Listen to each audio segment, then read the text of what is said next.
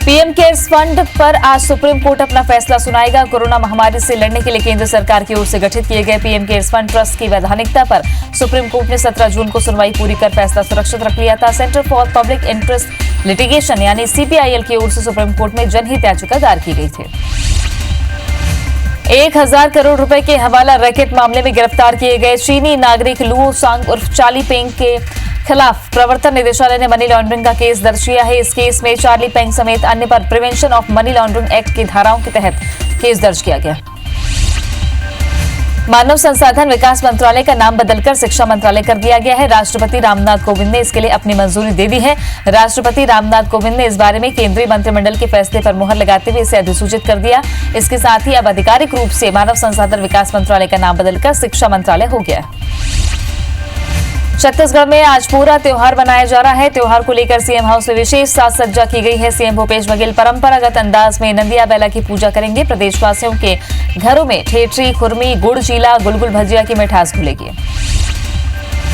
छत्तीसगढ़ में बारिश ने मुश्किलें बढ़ा दी हैं। लगातार बारिश से बस्तर में बाढ़ जैसे हालात है। वहीं कई गांवों का जिला मुख्यालय से संपर्क टूट गया है। बारिश को लेकर 2 मंत्री आज सुकमा और बीजापुर का दौरा करेंगे। मंत्री कवासी लखमा और जयसिंह अग्रवाल हालातों का जायजा लेने आज हवाई दौरा करेंगे। जबलपुर हाईकोर्ट में आज बढ़े हुए 27% ओबीसी आरक्षण पर सुनवाई होगी। पिछली सुनवाई में सरकार ने जवाब पेश करने का समय मांगा था। बता दें कि हाईकोर्ट ने बढ़े हुए ओबीसी आरक्षण पर रोक लगाई है। वहीं आज 10% ईडब्ल्यूएस आरक्षण पर भी एक साथ सुनवाई होगी। कोर्ट वीडियो कॉन्फ्रेंसिंग के जरिए सुबह 10 बजे सुनवाई करेगा। दुनिया भर में कोरोना के मामले बढ़कर 2 करोड़ 20 लाख के पार पहुंच गए हैं। वहीं कुल मौत का आंकड़ा 7,76,000 के पार है। अब तक दुनिया में 1 करोड़ 47 लाख से ज्यादा मरीज ठीक हुए हैं। विश्व में अमेरिका, ब्राजील और भारत में सबसे ज्यादा मरीज सामने आए। देश में कोरोना के कुल पॉजिटिव केस 27.5 लाख के पार पहुंच गए हैं। देश में अब तक 19,76,000 कोरोना मरीज ठीक हो चुके हैं। वहीं कोरोना से देश में 51,000 से ज्यादा लोगों की मौत हुई है। भारत में कोरोना के एक्टिव केस 6,72,000 के पार हैं। एक दिन में रिकॉर्ड 54,000 से ज्यादा मरीज सामने आए। मध्य प्रदेश में एक दिन में 1,000 से ज्यादा मरीज के साथ पॉजिटिव केस 46,000 के पार पहुंच गए हैं। मध्य प्रदेश में अब तक 1100 से ज्यादा मरीजों की मौत हो गई है। वहीं एक्टिव मरीजों का आंकड़ा 10,232 को पार कर गया है। एमपी के इंदौर और भोपाल में कोरोना के सबसे ज्यादा मामले मिले हैं। छत्तीसगढ़ में पिछले 24 घंटे में 404 नए कोरोना पॉजिटिव मिले। वहीं प्रदेश में एक दिन में 8 लोगों की मौत हुई है। राज्य में कुल मरीजों की संख्या 16,000 पार हो गई। रायपुर में कोरोना के 190 नए मरीज मिले हैं। राज्य में एक्टिव मरीज का आंकड़ा 5,277 के पार है। रायगढ़ में कोरोना के लगातार बढ़ते संक्रमण को देखते हुए कलेक्टर ने जिले में 7 दिनों का पूर्ण लॉकडाउन घोषित किया है। जिले में रविवार तक लॉकडाउन रहेगा। इस दौरान दवा दुकानों को शाम 7 बजे तक खुलने की छूट दी गई है। तो वहीं सब्जी और डेयरी सुबह 10 बजे तक खुले रहेंगे। सरकारी दफ्तरों को भी आम जनता के लिए बंद रखा गया है। भोपाल में नाइट कर्फ्यू की जमकर धज्जियां उड़ाई जा रही हैं। कुलार स्थित ग्रीनफील्ड विला में पार्टी की सूचना मिलने पर पुलिस टीम ने दबिश दी, जहां पुलिस ने ग्रीनफील्ड विला से पुल पार्टी करते करीब 30 लोगों को हिरासत में लिया। मध्य प्रदेश में उपचुनाव से पहले कांग्रेस ने प्रचार मोर्चे पर बड़े नेताओं को तैनात किया है। इसमें एनपी प्रजापति, पूर्व मंत्री जीतू पटवारी, सज्जन सिंह वर्मा, गोविंद सिंह, बाला बच्चन, तरुण भनोट, ब्रजेंद्र सिंह राठौर, कमलेश्वर पटेल शामिल हैं। ये नेता बारी बारी हर रोज सुबह 10 बजे सरकार के खिलाफ अपनी बात रखेंगे। मध्य प्रदेश में 20 अगस्त से पहले शिवराज सरकार शुरुआती फेज में 5,000 ग्राम पंचायतों में सेवा केंद्र खोलने जा रही है। इसके बाद प्रदेश की 23,000 पंचायतों में ऐसे केंद्र खोले जाएंगे। ग्रामीणों को खसरा, नक्शा, बी फॉर्म, आय जाति प्रमाण पत्र जैसी सेवाएं पंचायत केंद्रों पर ही मिलेंगी। मुख्यमंत्री भूपेश बघेल की उपस्थिति में छत्तीसगढ़ में रक्षा श्रेणी के उद्योग की पहली उत्पादन इकाई की स्थापना के लिए एमओयू पर हस्ताक्षर किए गए। ये औद्योगिक इकाई भारत सरकार के विभिन्न सशस्त्र सेनाओं, थल सेना, बीएसएफ, सीआरपीएफ और राज्य सरकार के सशस्त्र बलों के लिए बुलेट प्रूफ जैकेट और हेलमेट का उत्पादन करेगी। छत्तीसगढ़ के नगरीय प्रशासन मंत्री शिव डहरिया ने बीजेपी पर हमला बोला है। अंबिकापुर पहुंचे डहरिया ने वरिष्ठ बीजेपी नेता नंद कुमार साय के बयान का हवाला देते हुए कहा कि छत्तीसगढ़ में बीजेपी गर्त में है। उन्होंने कहा कि प्रदेश सरकार सभी क्षेत्रों में बेहतर काम कर रही है, इसलिए बीजेपी के पास कोई मुद्दा नहीं बचा है। ग्वालियर की एक युवती लव जिहाद का शिकार हुई है। युवती का एक वीडियो सोशल मीडिया पर जमकर वायरल हो रहा है। वीडियो में युवती अपने जिस्म पर चोट के निशान दिखाते हुए बता रही है कि वो ग्वालियर की रहने वाली है। जयपुर इवेंट का काम करने गई थी, जहां एक युवक ने मजहब छुपाकर उसे प्यार के जाले फंसाया और गांव ले जाकर धन परिवर्तन कराया। चंबल संभाग में लंबे समय से चली आ रही सैनिक स्कूल की मांग को आखिरकार केंद्र सरकार ने हरी झंडी दे दी। इसके लिए रक्षा मंत्रालय से 100 करोड़ के बजट की घोषणा भी कर दी गई है और चंबल संभाग के भिंड जिले के मालनपुर में स्कूल के लिए जमीन का आवंटन भी कर दिया गया है। केंद्रीय मंत्री नरेंद्र सिंह तोमर ने इस बात की जानकारी देते हुए रक्षा मंत्री को धन्यवाद दिया। भिंड जिले में सैनिक स्कूल के लिए मालनपुर औद्योगिक क्षेत्र में अधिकारियों की जमीन चिन्हित किए जाने के बाद भिंड विधायक संजीव सिंह कुशवाहा ने सैनिक स्कूल भिंड जिला मुख्यालय के आसपास खोले जाने की मांग की है। उन्होंने कहा कि यदि जरूरत पड़ी तो लोगों के हित में विधायकी से भी इस्तीफा देने के लिए तैयार हूं। कोरोना संक्रमण के बीच शुरू हुई घरेलू विमान सेवा के तहत रायपुर अभी 6 शहरों से हवाई सेवा के माध्यम से जुड़ा है। अगले हफ्ते 3 नए शहर रायपुर से हवाई सेवा से जुड़ जाएंगे। निजी विमानन कंपनी इंडिगो ने रायपुर से भुवनेश्वर, अहमदाबाद और लखनऊ के लिए सीधी विमान सेवा शुरू करने का शेड्यूल जारी किया।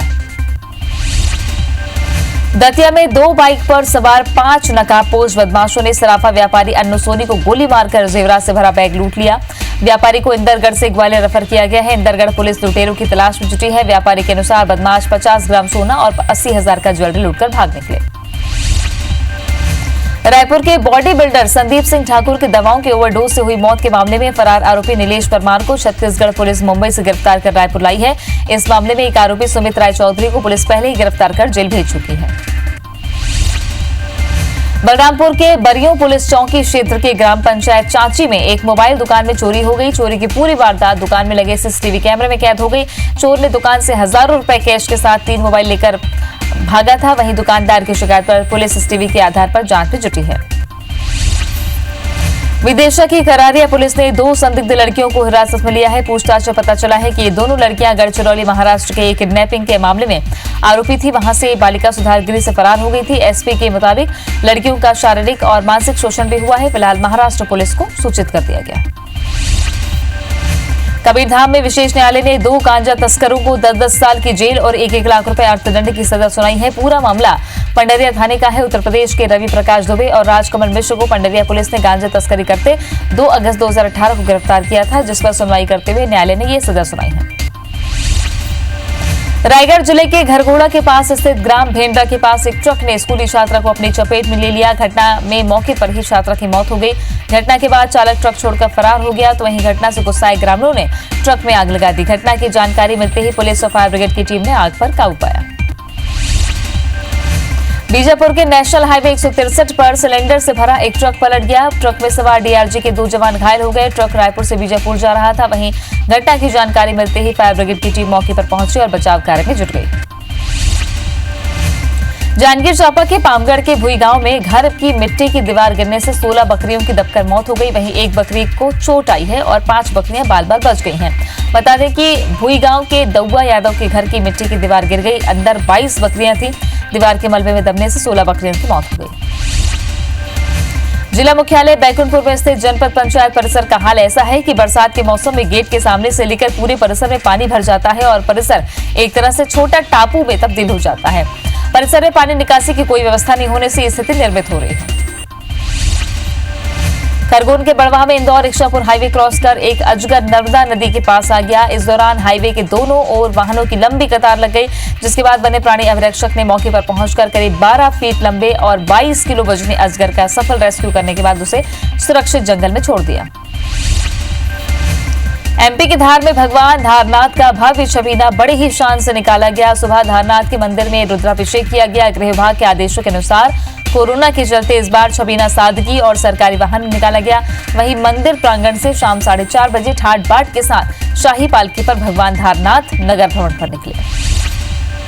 दुर्ग पुलिस ने लोगों को साइबर ठगी से बचाने के लिए एक नई मुहिम शुरू की है। दुर्ग पुलिस ने साइबर संघी के बाद अब सिविक सेंटर में साइबर लेन का निर्माण किया है, जिसमें सभी प्रकार के साइबर अपराध से बचने के उपाय और जागरूकता संबंधी 3D पोस्ट बनाए गए हैं। साइबर लेन का उद्घाटन पुलिस महानिरीक्षक विवेकानंद सिन्हा ने किया। मध्य प्रदेश हथकरघा एवं हस्तशिल्प निगम ने कोरोना से बचाव के लिए प्राचीन पद्धति का उपयोग कर इम्यूनिटी बूस्टर साड़ी बनाई है, जिसमें लौंग, इलायची, काली मिर्च, कुछ नेचुरल हर्बल और अन्य मसाला का उपयोग किया गया है, जो इम्यूनिटी बूस्टर का काम करेगी।